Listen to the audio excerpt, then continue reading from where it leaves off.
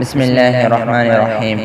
وعن ابن عمر قال قال رسول الله صلى الله عليه وسلم كل مسكر خمر وكل مسكر حرام ومن شرب الخمر في الدنيا فمات وهو يدمنها لم يتب لم يشربها في الآخرة رواه مسلم۔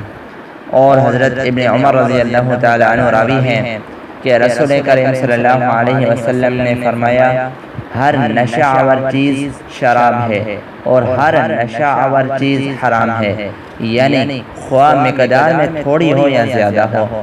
اور جو شخص دنیا میں شراب پیے گا اور ہمیشہ پیتا رہے گا یہاں تک کہ بغیر توبہ کیے مر جائے گا تو اس کو آخرت میں شراب پینا نصیب نہ ہوگا۔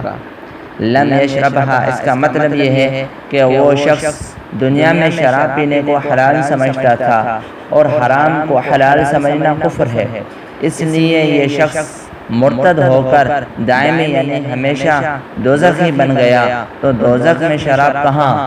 یہاں یہ کہ اول میں اس کو شراب نہیں ملے گی، لیکن سزا بھگتنے کے بعد جب جنت میں جائے گا تو پھر ان کو ملے گی۔ یا مطلب یہ ہے کہ اس شخص کو جنت میں اس نعمت کی خواہش نہیں ہوگی تو نہیں پیے گا۔